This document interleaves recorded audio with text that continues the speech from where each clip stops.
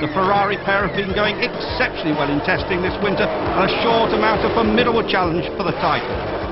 Number 3 this year is worn by the Japanese driver Satoru Nakajima, who has transferred to the Tyrrell team from Lotus.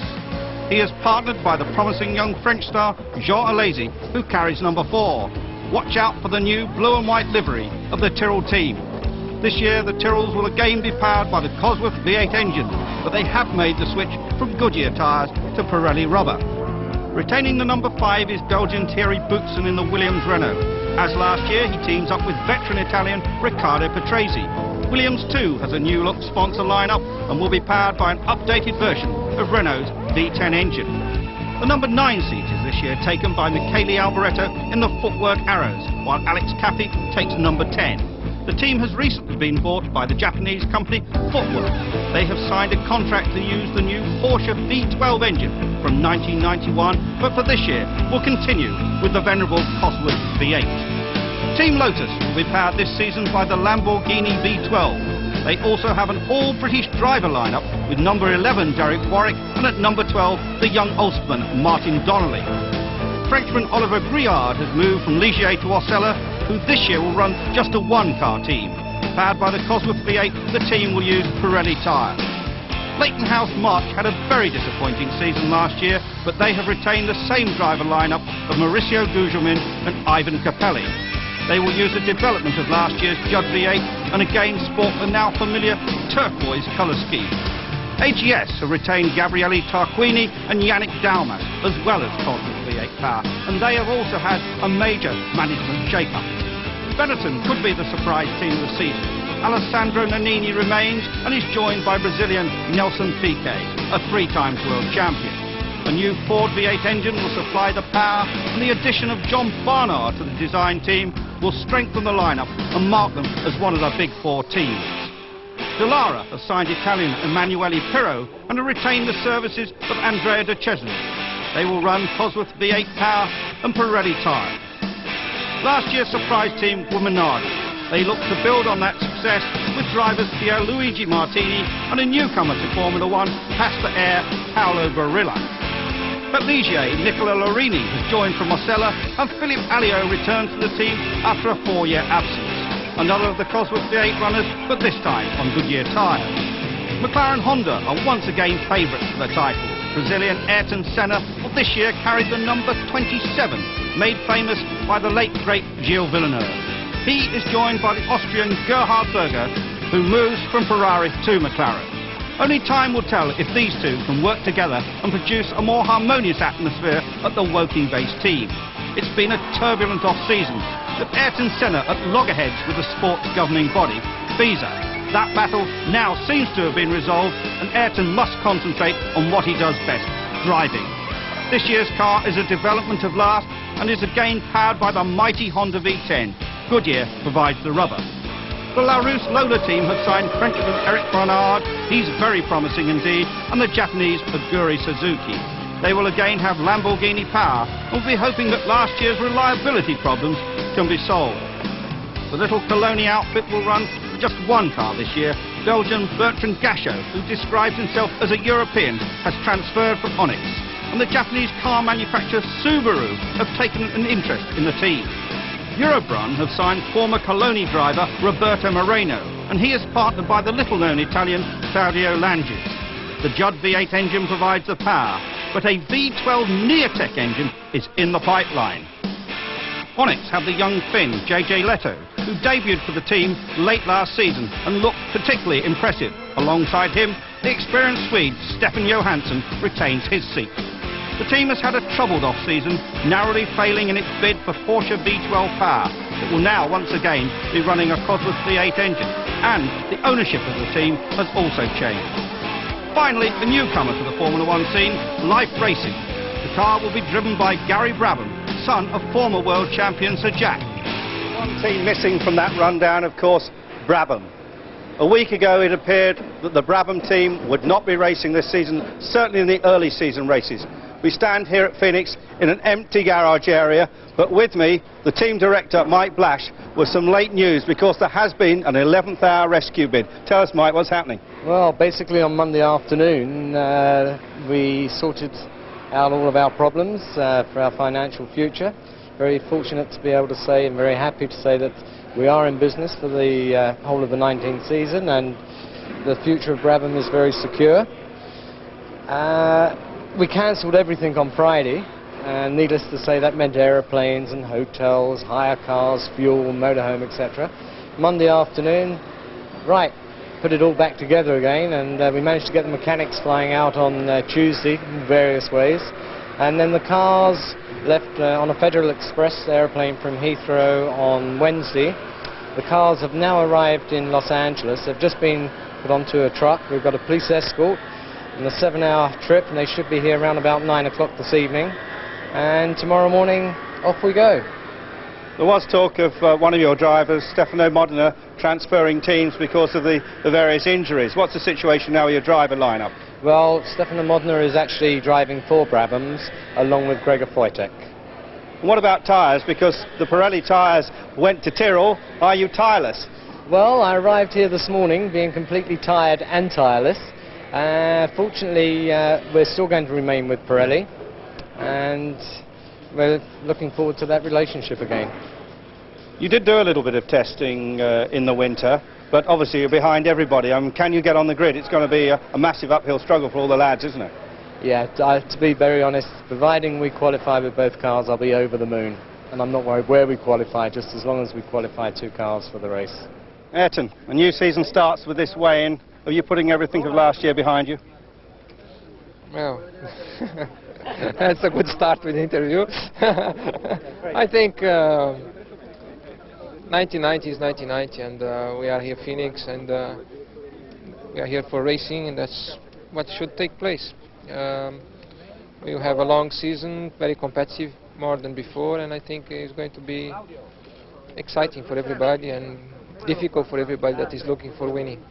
Do you prefer it a season where we've got some really strong teams, or would you like to just walk the championship? I think competition is good for the sport and is good for Formula One. Not always good for the driver that is there fighting, but I think makes each victory more tasteful. Therefore, through the difficulties you get the pleasure. If you didn't love motor racing, you wouldn't be back after all the nonsense that went on over the winter, would you? Yes, I think you could say that. I have been through a difficult time, but here we are, and let's see what takes place now. In the press conference this morning, somebody asked you if you carried any grudges, and you just said silence. Same to you now. Move on to the race in Brazil. Your hometown, but you've never raced at Interlagos, have you? No, I only race go-karts in Brazil, and as a natural thing I never raced Interlagos. I only started racing Brazil with Formula 1 in '84, and we were already in Rio, so it's going to be my first race at home. Let's see. I went to several races at the old Interlagos track, which is a marvellous track. What about the new one? Because you were there just a few days ago. The new one is completely new one, as you say. All facilities, not only the circuit, and I think it's going to give a good show to everybody. It's going to be enjoyable to drive too. The layout is very nice, up and down, fast, slow corners, and the facilities for the teams to work, the press, everything is marvelous, and we should have a fantastic weekend there. Ken, we're here at the weigh-in, but this isn't a boxing match. What's going on? Well, one of the rules of Formula One is that the cars must not be less than a certain weight. And the most convenient way to weigh the cars is when they enter the pits, when they're trying to qualify for the starting grid. And so we weigh the drivers at the start of the season, and again halfway through the season in case they put on or lose weight, and then that weight is subtracted from the weight of the car. That's a clever way of doing it. It's a simple way of doing it. And who's the heaviest, you think, out there? I don't know. I think one of my boys is the lightest, Satoru Nakajima. I think he will come out pretty well the lightest this year. you think that makes any difference, Ken, to a racing car? Nigel Mansell was talking about it this morning, and the difference between him and Prost. Yes. Oh yes, it most definitely makes a difference. A pound of weight is worth 100th of a second per lap on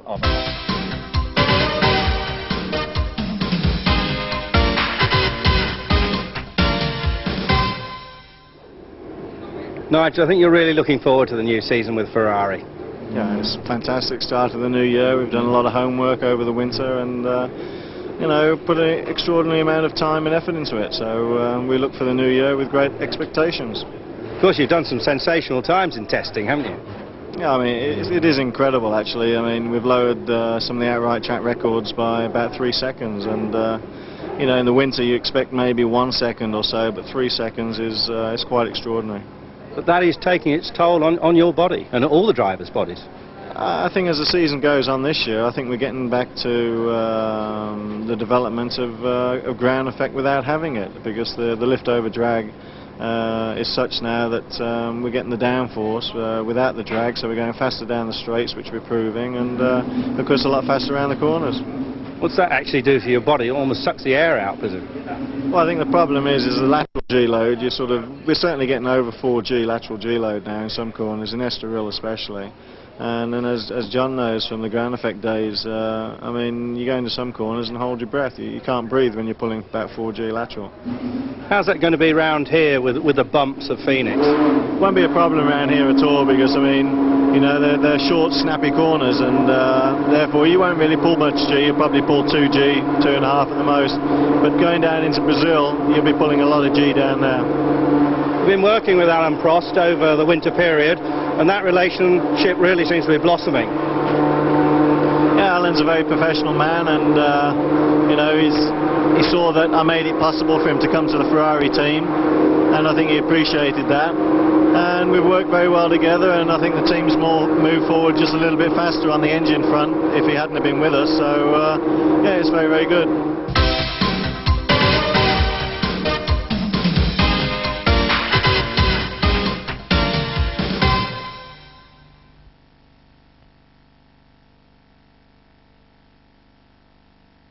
Number one for motorsport. John Watson and I are standing here on pole position at Phoenix. John, what about street racing and this Phoenix track in particular? Well, like all street tracks in North America, they are road tracks that have 90-degree corners. There's no natural flow of road, such as Monte Carlo, where the circuit there follows the natural contours of the road. Here it's long straights, short straights, 90-degree corners, and really what is most difficult is there's no recognition points in the circuit, no reference points. So you rush down a straight like this, you can see 300 yards, 200 yards, 100 yards, and those are the markers before the corner, but you cannot actually see the corner. All you see is a small gap at the point where you really ought to be turning in, and it's very, very difficult just to know, particularly in the early part of the practice, where the road goes. And it also causes a lot of problems during the race anyway, because people do make misjudgments. They try to pass down the inside. Even though we've got a lovely wide street here, effectively only about half of the circuit was actually usable. The other half is going to be dirty, rubber, so it's almost impossible to pass somebody even though you've got a wide part of the street. One of the other problems, John, I think, is the fact that a street circuit has all the fundamental parts of a normal road. It does. I mean, right, look down here. This is a metal plate. This is actually something to do with the water system of Phoenix, and that's actually been, you see, welded down, but that must sort of unnerve a motor car. Well, do you have to look for those things, and what do you do about it? Well, certainly at Phoenix, as we saw last year, a lot of the cars, because they're running so low, were bottoming heavily, and they were doing it on this straight. These kind of hazards are something that you've got to put up with. If you can see them, or maybe more to the point, if you know where they are, you do try to avoid them. But it's one of the hazards, if you like, of racing on street tracks, and particularly American street tracks, because their roads are generally not as good in the city, in the inner city, as we are here in Phoenix, let's say as Monte Carlo. So you've got to live with it. It means it's going to be an uncomfortable and bumpy ride. The bottom of the car is going to take a hammering.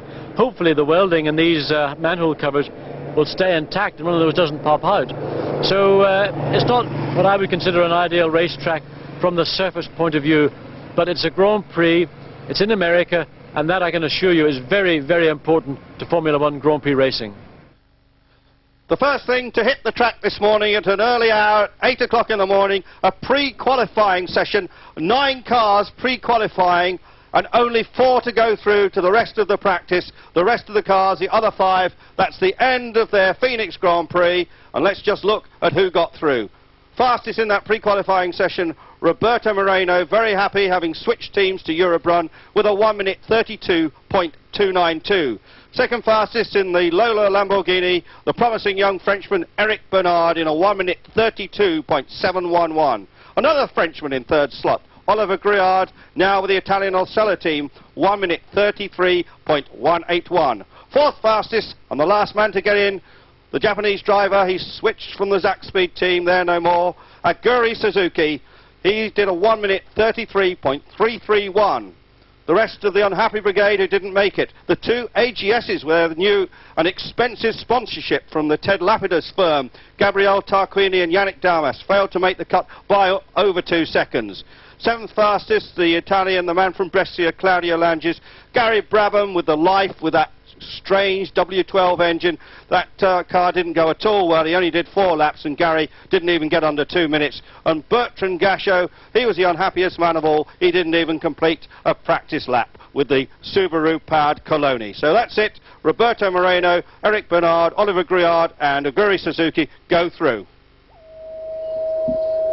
So qualifying has just started, and the first man out on the track, very significantly, Jean Alesi in the Tyrrell. Tyrrell's now running on Pirelli tyres, and the big news is that in this morning's practice session, the 1.5 session, which 1.5 hour session, which was actually stopped for a couple of occasions with accidents, Jean Alesi topped the whole list, quicker than Senna, quicker than Berger, quicker than Prost. Tyrrells are in very good shape indeed. 5th fastest is the other Tyrrell of Satoru Nakajima. With me in the commentary position here, looking at this qualifying, John Watson. John, what about this Tyrrell situation? Really a sensational start to this new season, this new decade even of Grand Prix racing. Tyrrell, the team of the 70s, may just be the team of the 90s. Well, the Tyrrell team has had a complete overhaul. They sent the team in, top and tailed it, and the team has come out with a car that looks much more attractive. They've got some very good people from Ferrari. They've got Pirelli tyres. They've got an associated McLaren sponsorship package, and we think maybe a little bit more than that. And the team with John Alesi as the #1 driver is obviously more than just a force to be reckoned with. In fact, we sat and watched a few minutes ago. Ron Dennis, the boss of McLaren, came down to the Tyrrell team pits and was talking to Ken Tyrrell. Now, normally you'd expect to see Ken Tyrrell walking up and talking to Ron Dennis, but today, the other way around. Well, here we are, seeing Jean Alesi just warming up the tyres on this very first qualifying lap of the 1990 Phoenix Grand Prix. Of course, it's very much cooler here than the first Phoenix Grand Prix last year, which was held in the height of summer. Much more pleasant conditions today, about 70 degrees. And here is the man of the moment, Jean Alesi. His parents are born in Sicily, but he a Frenchman. And just see how close those walls are, John. Very difficult in qualifying, but Alesi has got out first, and that is a good move. Yes, I think what he's going to try and do is get a time in very, very quickly indeed. And although the team and Alesi are new to the Pirelli qualifiers, they are obviously very, very effective. In fact, on a street track like Phoenix, it's generally believed the Pirelli qualifying tyre is going to be the better tyre, and I think that was the indication, not so much from Alesi, who we knew to be an outstanding young driver, but really from Nakajima in 5th place, Alesi's teammate. So that was, I think, some indication of how good the tyre is. But look at Alesi, he's really getting on with the programme. It's only his first time lap, and he's actually giving the car, well, absolutely maximum throttle everywhere he can. Quite a lot of sparks coming from the front of the car when it bottoms here. And just did it, kissed the wall, indeed. Kissed the wall. Mauricio Gugelmin there, been having a pretty unhappy time with the march, and Alesi right out in the dirt, and Alesi is really trying hard. In fact, Andrew, what he did there was probably lost time, because he's on a quick lap. He wants to get it in as soon as possible. Gugelmin's car was in the way, and he just decided, well, you're in the way, but I'm going to still drive round. He got a little bit wide onto the dust, and well, there again, we've just seen him kiss ever so slightly the wall here at Phoenix, and well, in fact, he's slowing down now. He's decided that that's enough for one lap. I'm not going to achieve a good time, and there we are. Look what's happened. 3 corners. He's lost time. He could have maybe written the car off or damaged the car at best. He's coming into the pits. just as his teammate Satoru Nakajima goes by to complete his first time lap, probably ending up quickest driver on the grid so far. Would you say then that that's lack of experience from Jean Alesi? I would have thought, yes, a lack of experience. He was very, very keen indeed to consolidate his pole, or his temporary pole position from the morning, but in fact you could see that he was overdriving the car really, really much too much, and on 3 occasions he could have been in the wall. Prudence finally gave way to what he was doing, and he's to come into the pits and think about it, and then maybe go out in a couple of minutes.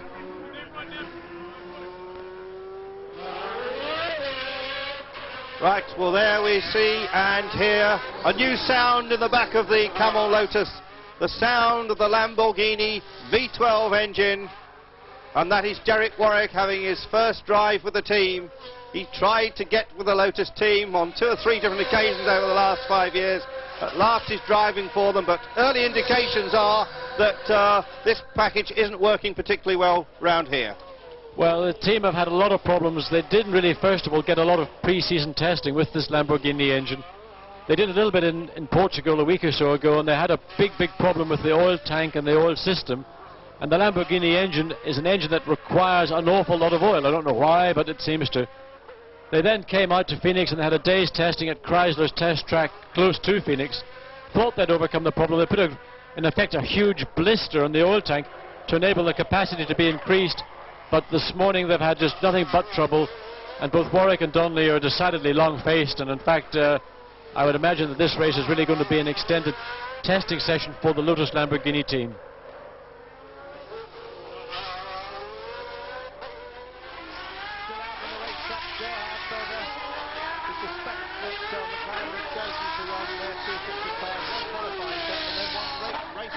They can get more laps in. Yes, again because of the temperature conditions, the qualifying tire really isn't working to its full potential, and quite a number of the teams may decide to go with one set of soft race tires and one set of qualifiers. If the qualifier really isn't working properly, then they fall back on the soft race set and they can get more laps in. The new man on pole position, Jean Alesi, has just clocked to 1 minute 29.408. Jean Alesi is now top of the pile, ahead of Pierluigi Martini, Oliver Griart and Nelson Piquet, and it's changed again. Ayrton Senna now second fastest. Martini drops to third. Gerhard Berger is in 4th spot, but Jean Alesi is fastest with a 1 minute 29.480, 0.6 of a second faster than last year's pole positions from Senna, and Martini has gone back, and Martini has retaken pole position with a 1 minute 29.250. So it's all happening here at Phoenix. Now this practice session, 36 minutes old out of 60 minutes, and it keeps changing around, and I wouldn't be at all surprised, John, if we don't have another change. I think we're going to see quite a few changes before the hour session's finished, and it's going to be interesting to see who finally does top the top of the grid, but it certainly appears to me that the Pirelli tired cars do have an advantage at this stage, and even though the two McLarens are 3rd and 4th, those two guys are going to have to struggle, I think, quite a lot to ensure further top of the grid for the two McLaren cars. There is Nigel Mansell having an attempt at a quick qualifying lap with the 7-speed Ferrari with the semi-automatic gearbox. That gear change, just a little flap behind the steering wheel, certainly helps with quick changes, and Nigel gets it all sideways on, collects it all up, and Nigel is on a big charge. And what is going to happen to Nigel Mansell on this qualifying lap? John, you were saying to me earlier, you really think that Nigel Mansell is pumped up to do well here? Well, he certainly was on that lap. He came into the corner and he just pitched the car in. The car had lost all grip, went sideways, and he gathered it up just in time before he could have ended up in the tire wall. But obviously, you know, he's going for a grid time. You can see the way the car is darting around, and he's driving it in a very Nigel Mansell way, and that is 100% commitment.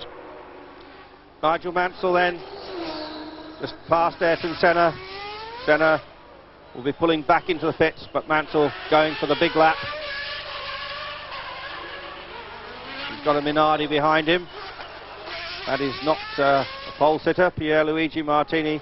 That is. So that's the end of qualifying here at Phoenix, Arizona. The form book has already been upset.